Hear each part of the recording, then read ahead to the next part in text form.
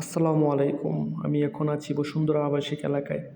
আজকে আপনাদের দেখাবো ভূমিকম্পের মতন জরুরি সময়ে এখানে থাকা কতটা নিরাপদ, কী ঝুঁকি আছে আর আমরা কীভাবে প্রস্তুতি নিতে পারি।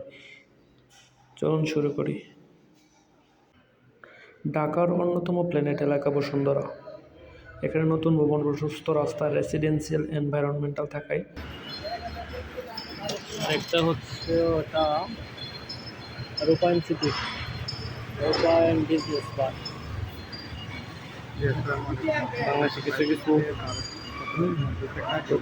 আছে, সেইগুলো হচ্ছে আমাদের অন্যতম প্রাইস। আমি আবারও বলছি, ভূমিকম্প হলে লিফট কখনোই ব্যবহার করবেন না। সিঁড়ি হলো মূল লাইফ লাইন। তাই আপনার বিল্ডিংয়ের সিঁড়ি কোথায় কতটা খোলা আগে থেকেই দেখে রাখুন। এখানকার বেশিরভাগ ভবনই নতুন ডিজাইনের, তবে সবগুলো যে ভূমিকম্প রেজিস্ট্যান্ট এটা গ্যারান্টি নেই, তাই বাসিন্দাদেরও সতর্ক থাকতে হয়। বাংলাদেশের ভূমিকম্প প্রবণ দেশ।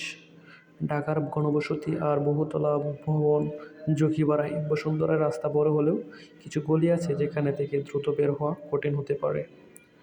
ভূমিকম্প হলে লিফট কখনোই ব্যবহার করবেন না।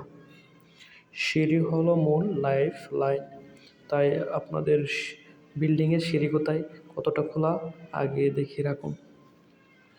ঘরের ভিতরে টেবিলের নিচে, দরজার ফ্রেমে অথবা ভারী জিনিস থেকে দূরে অবস্থান নেয় নিরাপদ।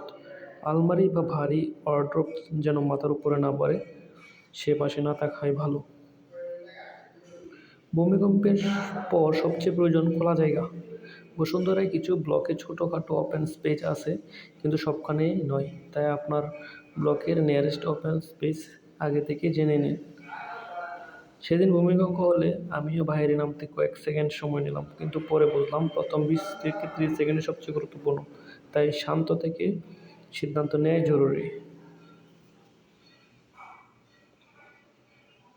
আজকের ব্লগ যদি ভালো লাগে লাইক দিন, কমেন্ট জানান আপনার এলাকায় ভূমিকম্পের প্রস্তুতি কেমন, আর সাবস্ক্রাইব করে পাশেই থাকুন।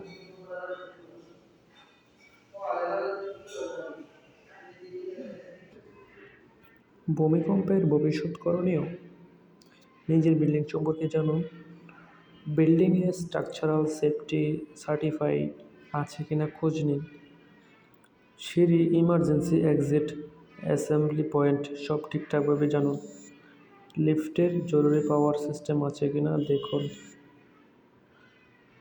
ঘরকে সেফ জোন বানান।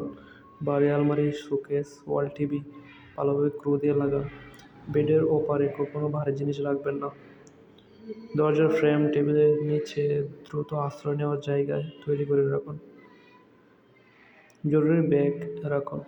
ব্যাগে রাখবেন টর্চ লাইট, পাওয়ার ব্যাংক, পানি, প্রয়োজনীয় ওষুধ, কফি, চাবি, টিস্যু, হালকা খাবার, হুইসেল ইত্যাদি। ভূমিকম্পের সময় মনে হয় সব থেমে গেছে, কিন্তু আপনার মাথাটা ঠান্ডা থাকা অবস্থায় জরুরি, কারণ কয়েক সেকেন্ডের সিদ্ধান্ত অনেক কিছু বদলে দিতে পারে। আপনার যে এলাকায় আছেন সেখানে অ্যাসেম্বলি পয়েন্ট আছে, কমেন্ট লিখে জানান। আসলে জানলে সবাই শিখতে পারবে। ভূমিকম্প আমাদের থামাতে পারবো না, কিন্তু প্রস্তুতি নিয়ে ঝুঁকি অনেকটাই কমাতে পারবো। ফাইনালি আউটডোর আজকের ব্লগ এখানেই শেষ করছি। আশা করি সবাই নিরাপদে থাকবেন আর নিজেদের এলাকায় সম্পর্কে আজ থেকে সচেতন হবেন।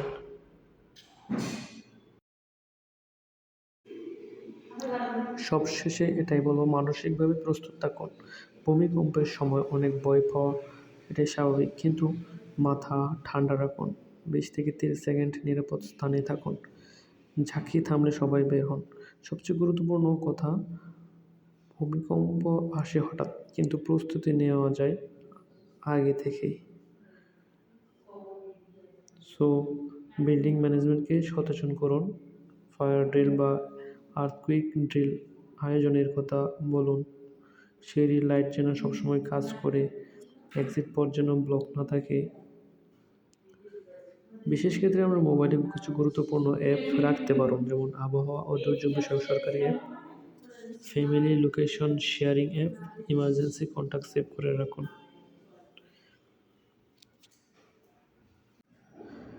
পরিবারকে প্রশিক্ষিত করে তুলুন। ভূমিকম্প হলে সবাই কোথায় দাঁড়াবে আগে ঠিক করুন। লিফট ব্যবহার না করা, এটা সবাইকে বুঝিয়ে দিন। রাতে বা সকালে কোনো দরজা দিয়ে বাইরে বের হবেন, একটা প্ল্যান তৈরি করে রাখুন। Thanks for watching.